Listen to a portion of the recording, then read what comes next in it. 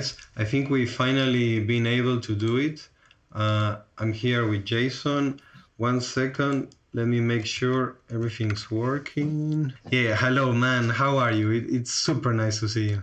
You too, man. It's been a while since the eclipse, I think, since we saw each other last. Yeah, so where are you now? Are you exactly at the same house where I was when I met you guys in San Francisco? Yeah. I just got the setup going in the studio here in San Francisco. So yeah, from the Blue House Studios. Yeah, man, the famous blue house where once even Ocelot living there, no? Oh yeah, that was a long time ago. But yeah, Ocelot was here living. Also, Greg on Earth was here living as well. Maybe you can tell us a little about that, no? Like, how was it for you? I know you don't come from California. Maybe you can tell us a little about your beginnings and when you move out and how you ended up in this house and meet all these people.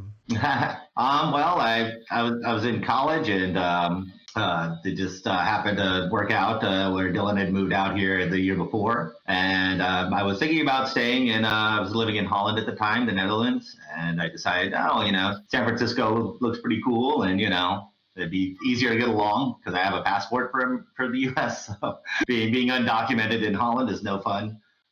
Perhaps, or it's harder at least, like I had some friends doing it. I'm like, okay, so San Francisco is sort of like the middle ground, I guess. But we got out here and we were actually doing streaming, not video, but they called it internet radio back then. And someone would call us and be like, hey, are you ready to go on? We'd be like, okay. And we'd hang up the phone and then plug our computer into the phone line and then call into their headquarters. So we had to do it over actual telephone lines. And it was pretty fun though. We do like 4-hour sets and stuff. And like we had like a show going for quite a while. But yeah, so this is interesting getting back into it in the 22nd, 3rd century or whatever it is now. Wow. I lost track.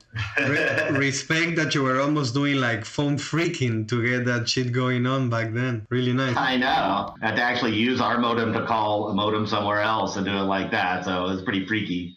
Were you part of like the early, MUD and all these games? How the fuck was it called? Oh man, the early internet way to communicate. It's a fucking acronym I cannot remember now. Oh my god. Anyways, I used to be like in this early internet mode where there was just like text-based games, and I would just marvel at sending information from one point to the other. Oh, yeah, definitely. Yeah, we were playing for a radio station called Lover Vision Radio. BBS, man, BBS. That was the name. Thank you, guys. Yeah, BBS. Yeah, I was on the BBSs back in the day, So it's kind of like that, where you had to call to someone else's house to get on their computer, and their computer could get on the internet, so they would put us on the internet from there. So it was definitely interesting setup and, fun times. But it's actually a lot better now. We have video. Yes, and it's more or less like real, simultaneously live, not so much delay. You don't need to download shit. Yeah, it's real streaming. And so how was it? Okay, you were in Holland and you moved to San Francisco directly. How was the next step? Yeah, I moved out here in like 98, and Dylan and I went to Burning Man together in 98, and he was like, we have to see this guy. His name's Go with something, and so we went out onto the playa and actually Ollie Wisdom was playing first, so we saw Ollie Wisdom play, and then as the sun's coming up, or actually Gil played first, and so then they moved him out of this like UFO DJ booth and they set it on fire, so there's like this burning UFO in the desert, and the sun's coming up and the moon's going down. It was pretty epic. So, and that was kind of, our inspiration was seeing both of those guys play out there, but especially Gil, because obviously, got way into Gil and stuff. So that. Until then, you hadn't really been exposed to trance. Did you know about it? How did you know about Gil? That's how I found out about Gil. I think Dylan actually saw him the year before. So he kind of knew who he was and stuff. When I was in Holland, I was just learning what trance was. Like I was more into like drum and bass and like down tempo kind of music and stuff. So and like acoustic music. But yeah, like I got a CD just randomly because it had some cool fractal on it, and it happened to be some like pretty hardcore Goa trance. And there used to be this club in Amsterdam called the Trance Buddha, and they only, you remember that? Yeah. yeah, so I had a pretty wild time there, and I was like, oh wow, this is really interesting. But I didn't think about making that kind of music until later. I was still like DJing and playing drums back then. So it wasn't until I moved to San Francisco, saw Gil, and we were DJing, but we were doing more like crazy ambient style. And we'd throw some trance in here and there and stuff, but we were more about like multi-input. So we had like record players and CD players and mini disc players and the radio and a microphone and like a speak and spell. We would just like mix all these different sort of sound sources together in like a really trippy way. And we'd play all night parties, and we would be the room for the night. So we would just go in and set our stuff up and just play the whole night. Sometimes people would come and sit in and like plug in a 303 or something and play along with us. So it was definitely, it was interesting. And then we started getting more in the trance stuff. I'm like, well, we got to make this stuff. This is like where it's at. So that's how we started kind of getting into the production of it. So you were already playing all night on your own before Trance, before Gil. You were already with this concept. Yeah, it was kind of right up our alley. We're like, oh wow, there's other people doing this too, and so it was kind of cool. Yeah, but we didn't play 24 hours, but we would definitely play. We would definitely play like 8 hours, stuff like that. So okay, this was way back in '98. At that time, one of the first times I went out, I met one super freaky guy that he played on VHS. So he would use the audio track of the fucking VHS, and then actually he would need 2 remote controllers to operate both VHS at the same time to be able to cue in the tracks. So you already were a DJ. You already had some experience, more or less, at least playing with hardware. But was it the Goa Gil party that made you do trance, or what else happened, around this time?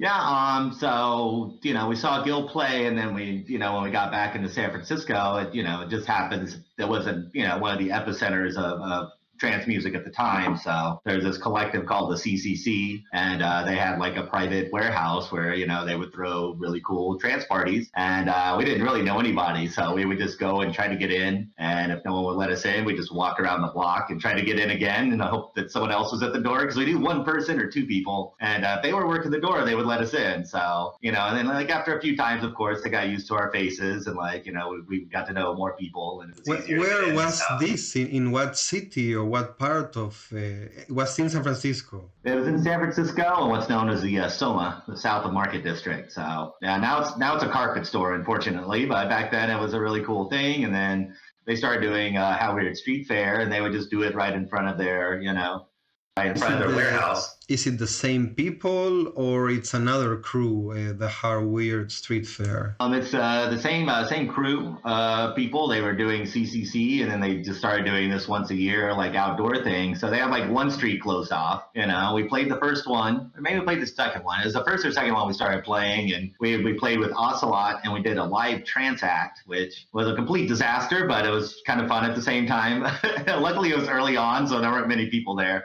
So wait, that would really count as your first time performing trance? It was together with Ocelot. Well, we were DJing and stuff before that, but yeah, our first like performance, we performed with Ocelot, and we had someone playing an actual bass. They were playing bass, and Ocelot put it through what do you call it, like a trance gate. So no matter like what she played, it would sound like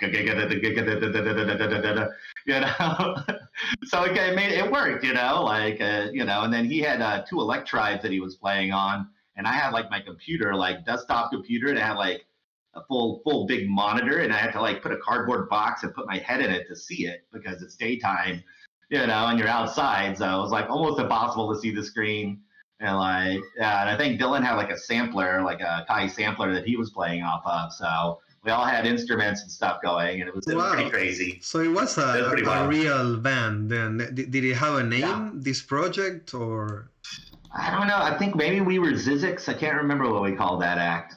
Ocelot and the others. I don't know. It was something like that. I think it was like Ocelot and the something All Stars. Yeah, the Ocelot Orchestra. Wow, man. Yeah, that was pretty trippy though. But I mean, but hats off to him. Like, he taught me a lot of stuff early on, because he had already been doing trance for a while whenever I met him. because like I was more like I was a drummer kind of when I kind of got into DJing and stuff. So like my focus was more on like drums and like What was really into inspired that. you? So, What inspired you to play drums? What kind of music were into? That made you be a drummer. like I was kind of like into a lot of different music, but like mostly it was a lot of like rock and roll, like math rock and progressive rock that really got me into it.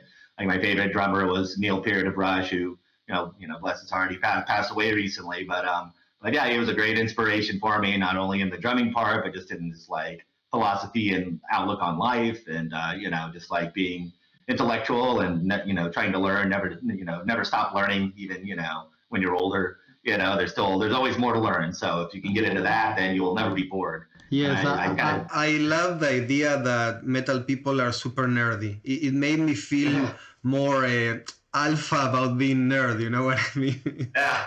Oh yeah, totally. Like every guy I met who was into speed metal and he could play the guitar like until it was like smoking. They were all like nerdy heads. Like they weren't doing it.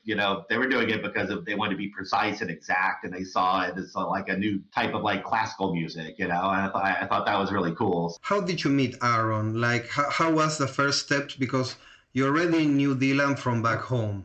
But how did you start to get in touch with the first people there in the scene? I guess Aaron was one of the first ones. That's a good question. I mean, I'm sure it was like, because we were going to like trance parties and stuff, and he was already playing trance parties by then as well. So we just kind of hit it off, like I had a good dialectic going on. He's always challenging your preconceived notions of everything. So so that was always good, like it pushed me to like do things. He'd be like, use this program, do this, because I was trying to use, that was an Acid, that program from Sony. Back then, I was trying to use that to make trance with. He's like, no, use this program. And so we started using another one. So, and I was also using trackers as well. So I was like trying to use trackers to make the music. And I use Impulse Tracker very briefly, but no, it was already not from my generation. I was like, no, I'm going to try something else. Yeah. No, I can't remember what we were using. It was a little bit more advanced because you could actually use your own samples. So you weren't just using whatever your sound card synthesizer could do. So it was a little bit more advanced, but it was still really hard to make a song with it, that was like satisfying. So then he introduced us to this other program. God, I'm trying to remember the name of it now. Orion? Did you used to use? Yeah. Orion, that's it. And like, he was like, use this. I was weirded out when I read that you guys were using Orion. I was like, what is this, It's, I don't think it's really around anymore. Unfortunately, all those songs I wrote on it, I can't, remix them or anything because it's just gone. And it was a really glitchy program. So like you would go to open up a song and like, it would just be corrupted. You could be 90% done with the song and it just wouldn't open, so you have to keep a bunch of backup copies as you go along, which now like Ableton, all these programs just do that for you. But of Ableton Live, in the first early versions, it would always corrupt your files. So now to this day, I can never go to sleep without saving as a different name my project. I'm still paranoid 10 years after. Yeah, I mean, it has backup now, so you don't have to, but I still do the same thing. Once I get to a certain point, I really like that, I'll do like a save and like decrease my number by 1, so... I start out with 999 and then 998, and I just go down. I've never gotten to 0 yet, not that many saves, but that approach is very interesting because I always laugh at how big the number is. Megalopsy new track 130, but I never try to count down. That's really cool concept. I mean, if you count down and you put it at the beginning of the track name, then it'll show up at the top of the open. When you go to open the song, it'll be at the top of the list, So that's why I went in reverse order. So 999 ends up on the bottom. It works. I have my own like cataloging method and way of like doing that kind of stuff. So all right, how was it when you finally really like put everything together and become Quasar? Because I remember even the first tracks. Probably the first track was either somewhere in some Mistress of Evil compilation or probably the one in Gil's compilation towards the one. But anyhow, what amazed me was that your style was very defined, the freak aspects, the humorous aspects, the samples. So what happened, when you started to make Quasar? Well, I started making it maybe I was DJing it for about a year, so about like 2000, I would say I kind of started like trying to make trance, and my method was just I'm not gonna like make a song and then start a next song the next session. I'm just gonna start a song and not stop until I finish it, because that's the only way you can have a song is when you finish it. So I would just stick with the same song and like adjust the snares and adjust this and that until like I was happy with the sound of it, and like. So, and I just I think that sped up the process a little bit, because I wasn't just abandoning ideas that I had. I would like have a solid idea. This is what I want to do. I want to use this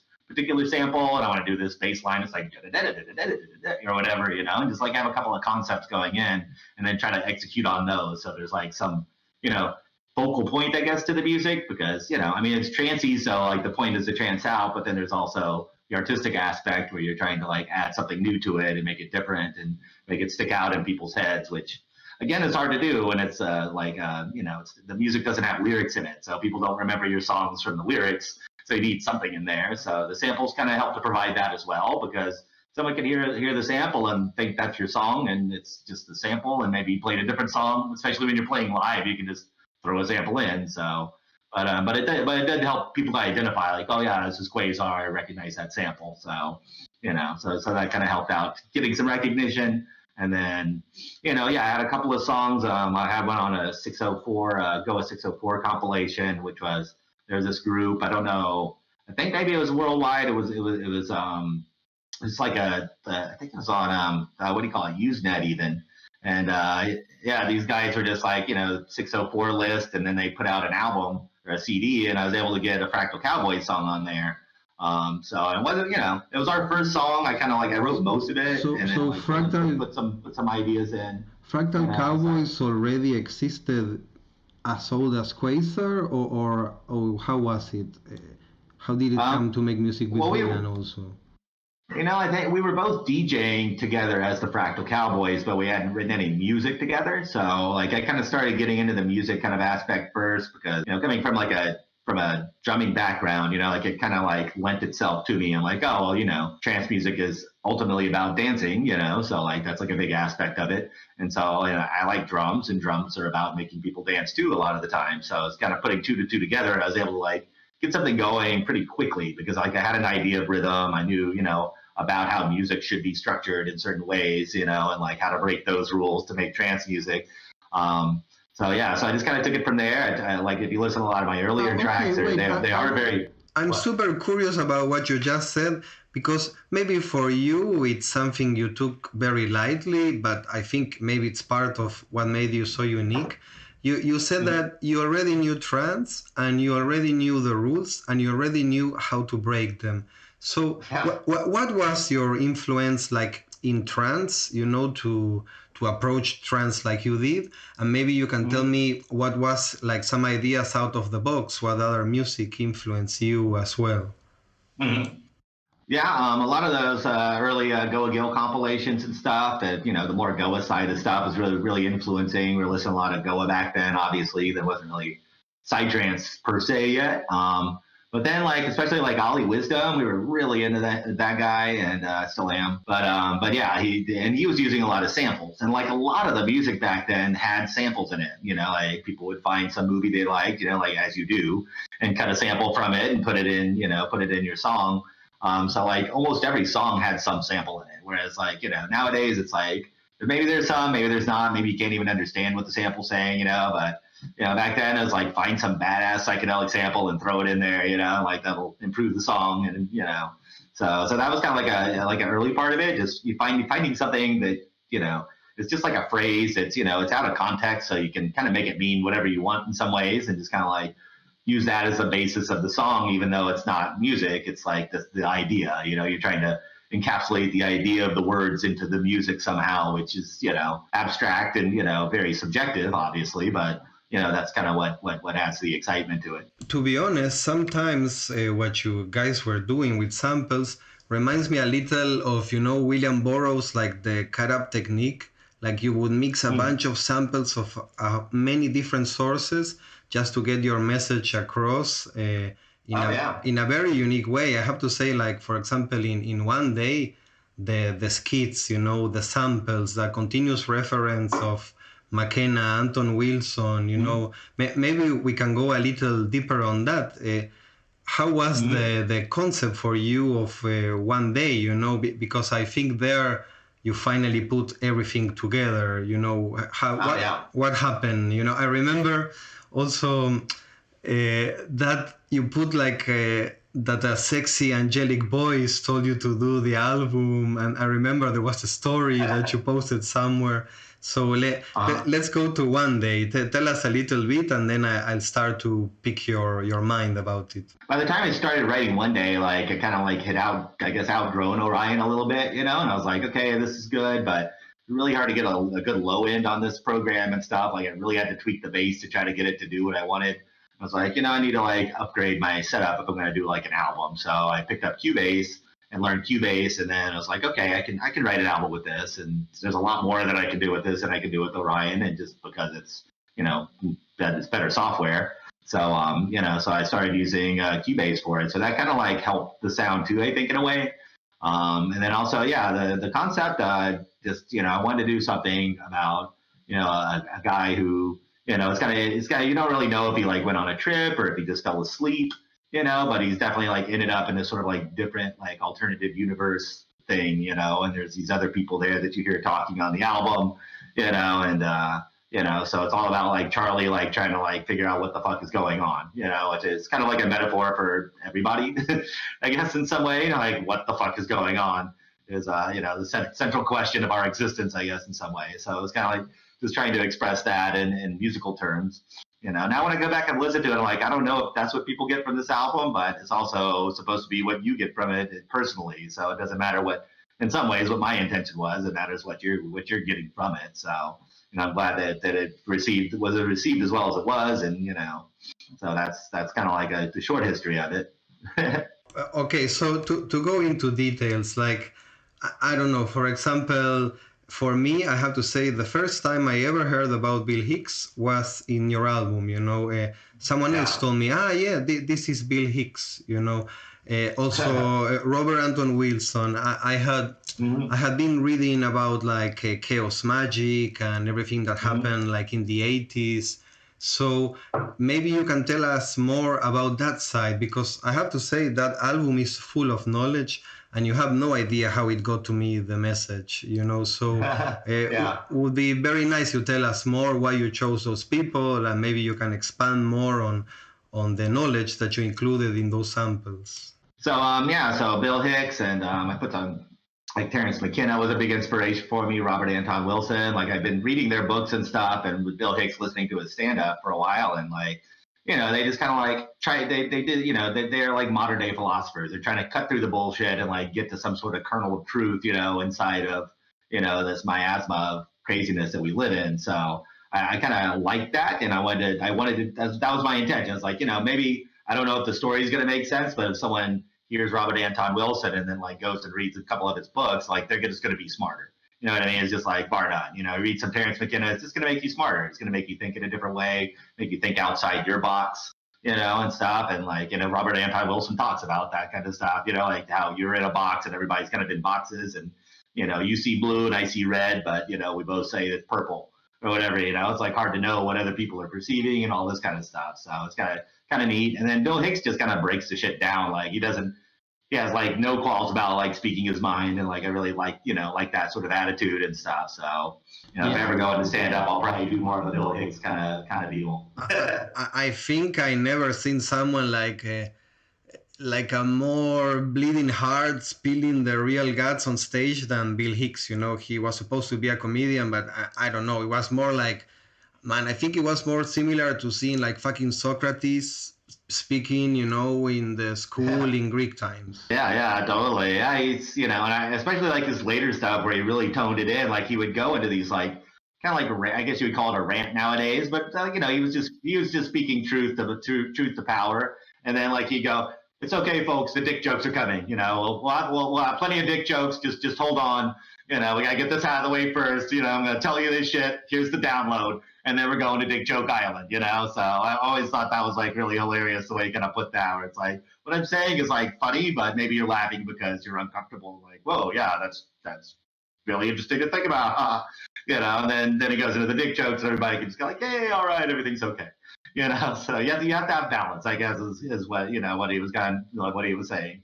You can't just be all like serious all the time, and you can't just be all like, not serious all the time. You gotta like figure out the balance of where it's at. So that's really maybe we can go there to the more humoristic part, because let's say that most of the samples are kind of serious, or at least real intention, but then you have all the skits that you made through the album that it sounds like it's you guys talking most of the time. Maybe you can tell us a little, how was that? How you built the story and the characters? I think most of the voices were me. Actually, I just like did different voices and stuff, and I wrote down like how I wanted those to go, and like actually had it written on paper and stuff. So so there is a one-day script then? Somewhere, somewhere. I'd have to look. I have all my writings and stuff, so I'm sure it's in there somewhere, hidden away, tucked away for one day when I dig it out. But basically, I read the scripts on the computer, and also back in that day, I was like, Aaron was around, and so like he was like kind of, I don't know, I guess a producer, someone who doesn't make the music but gives you ideas and stuff. So, and he was totally into the idea of making your own samples, because I was in the idea, let me find this movie to sample, or sample this guy or that. And like, no, you have to make your own samples, So we would like sit around, some evenings and just like get stoned and like have the microphone on with like a delay on it maybe, or, and we just take turns going up and just saying stuff in the microphone and recording it, and then like you have all this source material and you can go through and chop out like some sample that you like and put it in your music, which, was really, really cool. So like I kind of decided to take that to the next level. I'm like, oh, what if I just like make different characters and like, speak to different characters and, then just tie it all together, because I have Cubase. I can make it sound like, it's a conversation, even though it's just me recording the different parts. So really, the post-production was key there. I have to say that you really nailed it. I mean, maybe some people here, you never heard this album, but yeah, you actually have everything. You have this Charlie, which could be anyone, and then you have almost like the aliens, or I don't know, mechanic elves you have in your mind talking. And actually, this for me it's very interesting, because it's hard to write a story, and I think you came to a conclusion really beautifully. Like, I think if I understood the story right, like, once finally Charlie gets lost, he finds himself on the trip, and then he kind of arrives to novelty, like what comes, after going through the abyss, when they say magic, or like you finish the great work. Also, if you talk about old school magic. So maybe you can tell us how you arrived to that conclusion, because I think it's beautiful. You kind of mix in future technology, the fusion of your other self with it's like the higher self is some futuristic entity, alien robot coming to update you. So maybe, I don't know, how did you get there? I have to say it's masterfully done, the story. Oh, well, thank you. So yeah, the ending is the last track on the album is called The Eschaton. And obviously, if you know anything about Terrence McKenna and Robert Anton Wilson, that was kind of like, their thing, especially Terrence McKenna. So like he kind of like provided the ending, I guess, in a way, and it's his voice in the ending as well, so it's, and that was just the idea that knowledge itself has been doubling every so many years, and it's been doubling faster and faster and faster. So like maybe we knew as much as we did up until like the 1800s as all of humanity before that, but then by like 1920 we doubled our knowledge again, and then by 1960 we doubled our knowledge again, and then by 1980, 1990, and like so as now it's like we're like doubling our knowledge really quickly.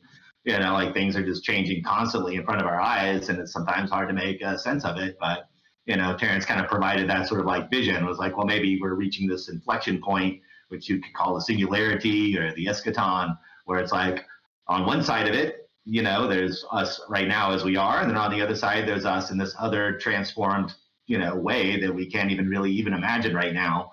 But when we look back, we will say like, oh yeah, that was the point when, we all started using telepathy, of course, or whatever it is. Like, we don't even know what it is, it's like, so fantastical and amazing. It's hard to say what it's going to be, but, we have hints of it, with like things like telepathy and the like magic that you speak of. And, Terrence McKenna talks about, seeing the machine elves when you do a DMT trip, and like how they were just able to like, they didn't talk because they could basically like make the reality in front of them be what they want to say. So it's kind of, I thought that was interesting too.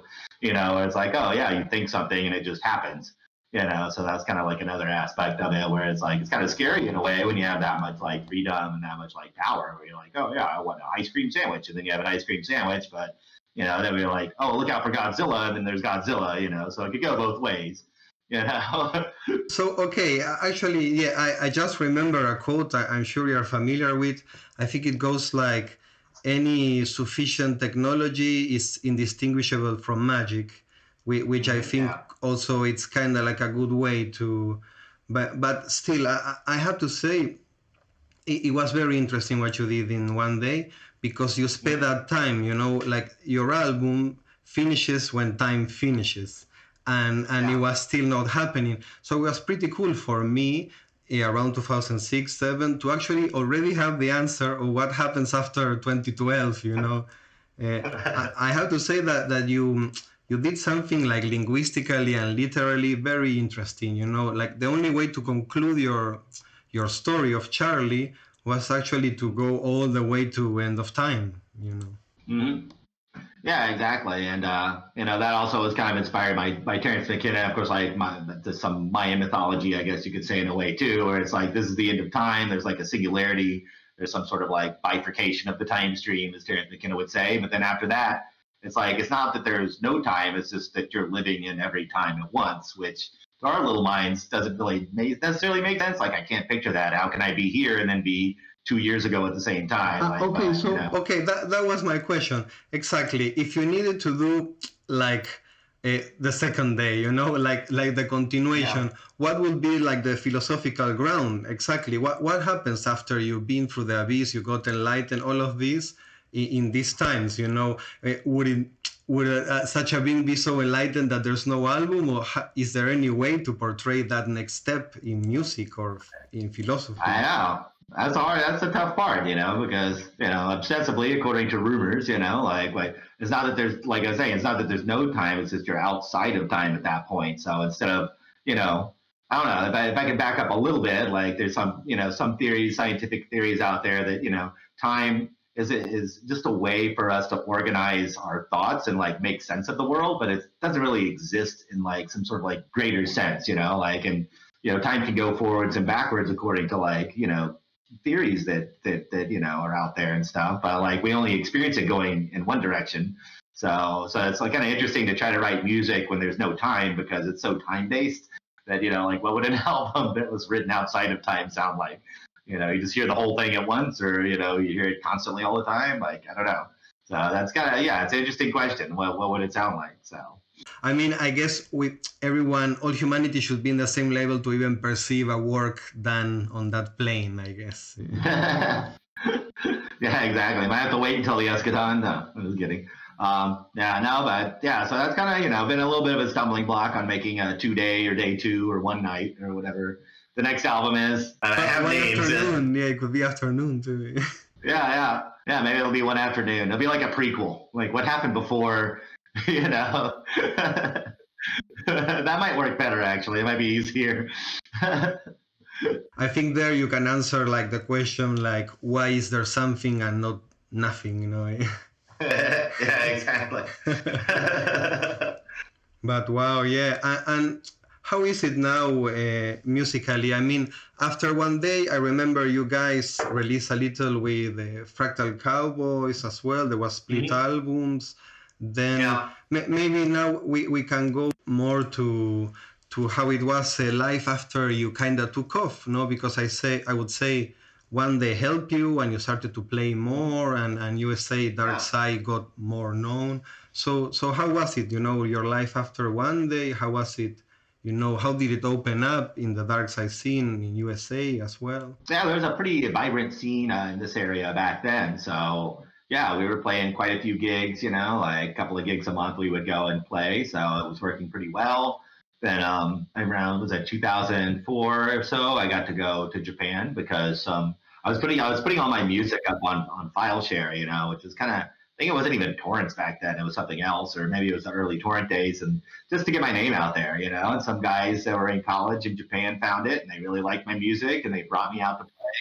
Yeah, it was almost random, but I was just like, hey, sure, I've always wanted to go to Japan. Fuck it. Yeah, so that's when I busted out Ableton. I was on like Ableton 3, and it didn't have MIDI or anything back then. It was just audio samples. So I was like, put all my music in there, and like I had some like sequences set up that I could like go through and like play live, using Ableton, how it worked at the time, and then when I was like got to the end of my little sequence, or how I was like thinking to put these sounds together, I would just throw in a full track and play a full track, So I was kind of like going back and forth between more of a live, like loop based production, and then like playing one of my tracks from the album, because people knew that sound and stuff and whatnot anyway. So that was kind of cool. I was able to like make enough of a living at it at the time. So that was good. I was able to, after the album, like the album didn't sell a lot. There was, some issues, with, it's a tough market, So and at the same time, CDs were already starting to dry up too. So it was like getting harder to sell CDs, So like, I used to be able to get like a decent amount for a track. Did you play in Boom at that same year where the album was released? I think it was 2006. Yeah, I played Boom 2006. So maybe that's when the album. I can't even remember. Yeah, I think the album did. Man, for me, that show was really, like the same. When you have a proper initiation, like with Gil, that the world is transformed forever. Holy shit, man! How grateful I am for that night with you there, and the whole lineup was insane, no? I mean, Pent as well, many other, like Insane Sick was there, the Rango. Yeah. Well, it was a proper night, to be honest. Yeah, that was a great night. Yeah, that was the first time someone like tried to climb onto the stage. They thought that it was, I don't know what they were thinking, but they tried to start playing the music, and like I had like a MIDI keyboard that I had like set up. If you hit a key, it's gonna go to a different song or just throw something in there, So like, and he was trying to play it, and I had to like stop him and be like, hey, no, don't do that. But at the same time, I had to play stuff because it was live. So if I stopped doing things, and it would just play a loop over and over again, So I'm trying to get him to stop and trying to like change the loops up so it like sound like psytrance and not just like a loop playing, So it was pretty crazy. Like the security thought everything was be fine because my music was like happy, and so they all left. And then the guy climbed up on the stage and started trying to play, so they came in and dragged him off. And this other guy tried to climb up, but they were there, so they stopped them. And it was pretty crazy. It was pretty wild. And I'm very happy I was part of that moment too. Also, Greg on Earth as well played. Yeah, that lineup 2006 was very important.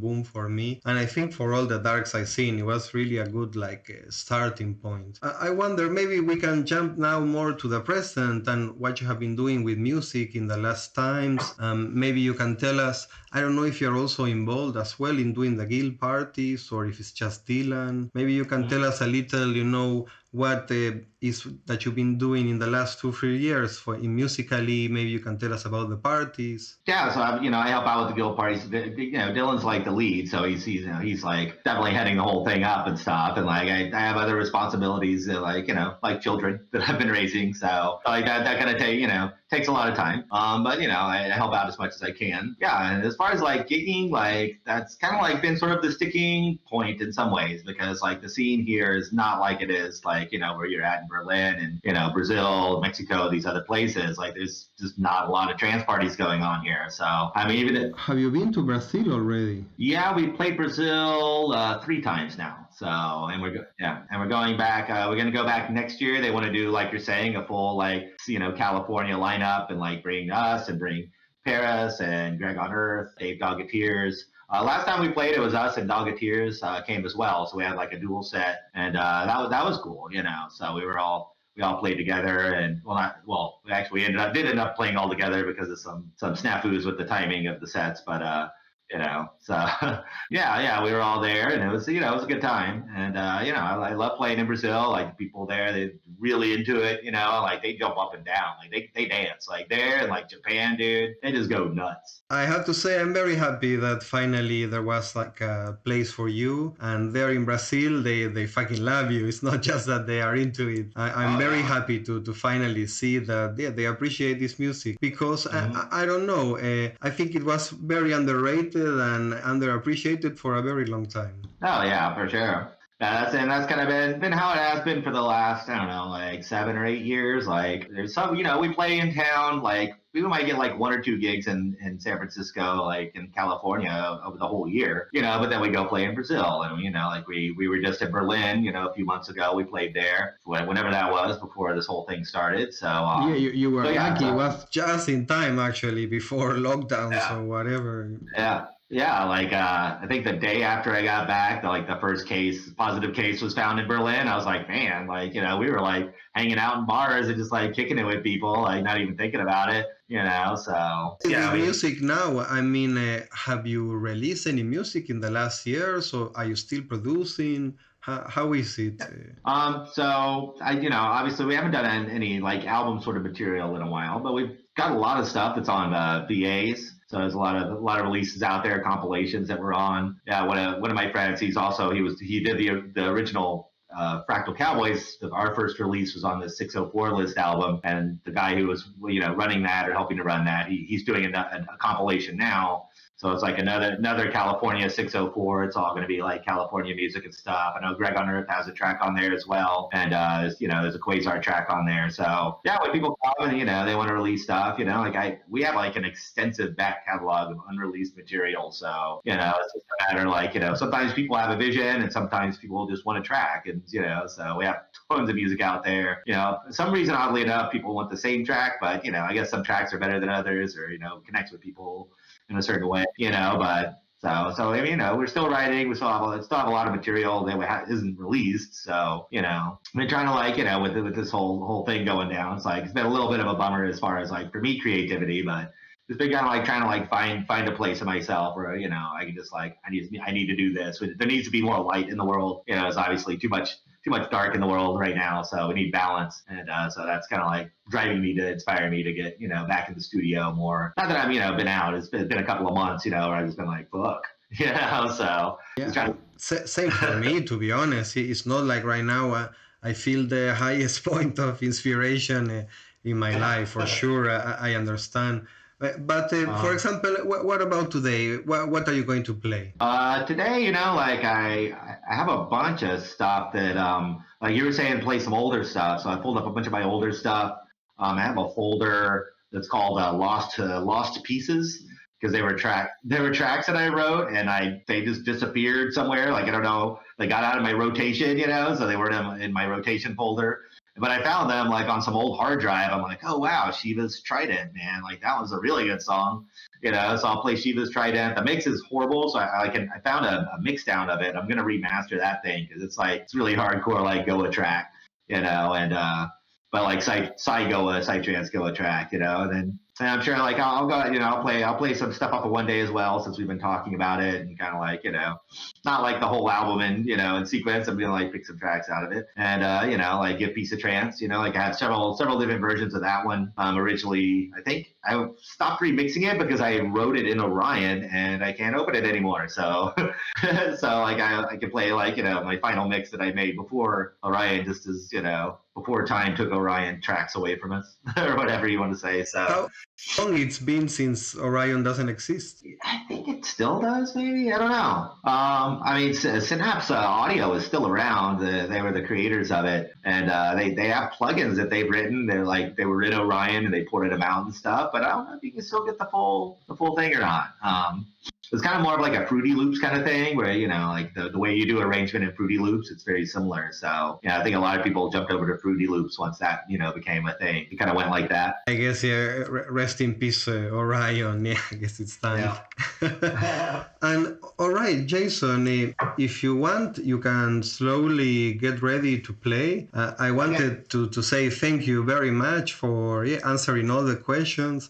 thank you for all the incredible music. Thank you for one day, you know, and Yeah. and if you want, you can say goodbye, and then I let you go, and you can get ready. Sounds good. I'm thinking maybe I'm just gonna stare longingly into the camera for an hour. No, I'm just kidding. Yeah, that sounds great, man. And thanks for having me on. It's great to see you again and be on your show and everything. I really appreciate the opportunity. Cool, man. So, all right, Jason, I let you go for now, and I will play some whatever track until you're ready, and we start with you. So, yeah, thank you very much. Okay, yeah. All right, time to do the switch over.